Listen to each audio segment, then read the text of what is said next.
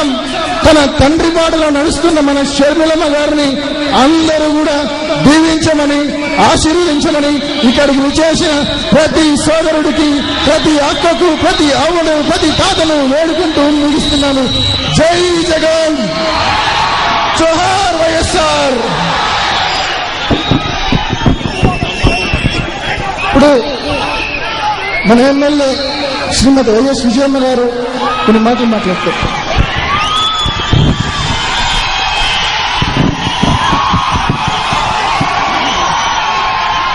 బండి ఒకరో ఎన్నికపోని అమ్మా, అయితే ఈ లైటింగ్ ఒకరో ఎన్నికపోని అమ్మా ప్లీజ్. రాజశేఖర రెడ్డి గారిని ప్రేమించే ప్రతి హృదయానికి, జగన్ బాబును ఆదరించి హక్కును చేర్చుకున్న ప్రతి హృదయానికి నేను చేతులెత్తి నమస్కరిస్తున్నాను. ఇవాళ ఆ రోజు 2003వ సంవత్సరం రాజశేఖర రెడ్డి గారు ప్రజా ప్రస్థానానికి బయలుదేరారు. ఆ రోజు టీడీపీ గవర్నమెంట్ నిర్లక్ష్యం వల్ల, ఆ రోజు కరువు కాటకాల వల్ల ప్రజలు చాలా ఇబ్బందుల్లో ఉన్నారు అని చెప్పి ఆ రోజు రైతులు ఆత్మహత్యలు, వేల కొలది ఆత్మహత్యలు చేసుకోవడం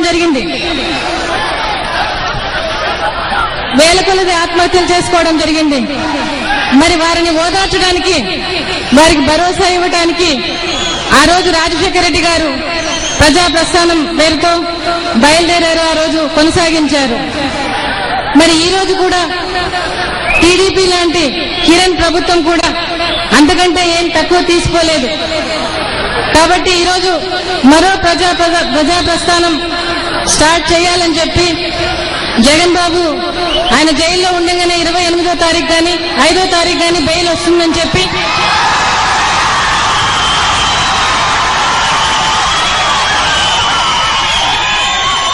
ఆ రోజు రోడ్ మ్యాప్ చేసుకోవడం జరిగింది, తనే రావాలని చెప్పి. కానీ 28వ తారీఖు వెయిట్ చేయడం జరిగింది, 5వ తారీఖు వెయిట్ చేయడం జరిగింది. మరి ఆయన రాలేకపోయాడు కాబట్టి తను ఒకటే చెప్పాడు మాకు, అమ్మా 8 కోట్ల మంది ప్రజలు మన మీద నమ్మకం పెట్టుకుని ఉన్నారు.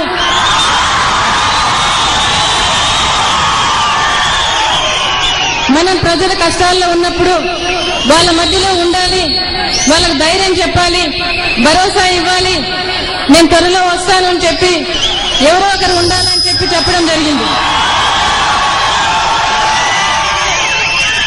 మరి ఆ రోజు తను చెప్పినప్పుడు నాకైతే మోకాలు నొప్పులు ఉన్నాయి, నేను నడవలేనని చెప్పి ఆ రోజు అనుకొని, ఆ రోజు షర్మిలమ్మ కూడా ఉండింది జగన్ బాబు దగ్గర. మరి షర్మిలమ్మ తను పడే బాధ, అంటే జైల్లో ఉన్నా కూడా మీ గురించి ఆలోచన చేస్తా ఉన్నాడు, మీ గురించి తపన పడతా ఉన్నాడు.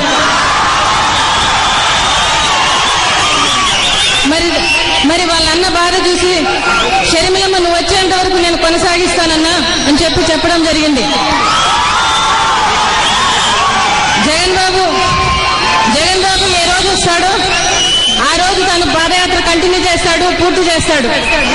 అంతవరకు షర్మిలమ్మ ఈ ప్రజా ప్రస్థానం పేరుతో మీ ముందుకు వస్తా ఉంది. ఇవాళ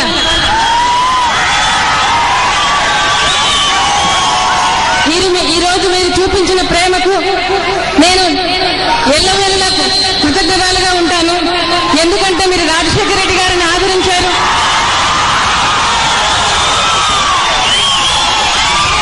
మీకు మాకు ఉన్నటువంటి అనుబంధం 35 సంవత్సరాల అనుబంధం. అంటే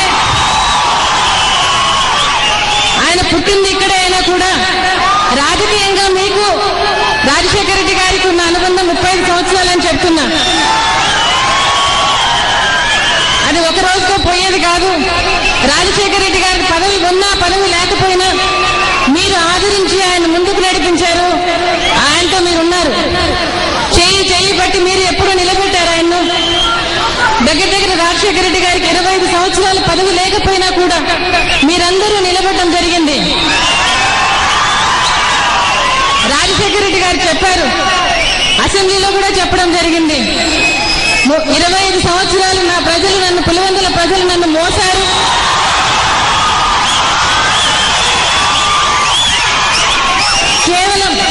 కేవలం నా వల్ల నా పులివెందుల ప్రజలు అన్యాయమైపోయారు, దేని అభివృద్ధికి నోచుకోలేదు.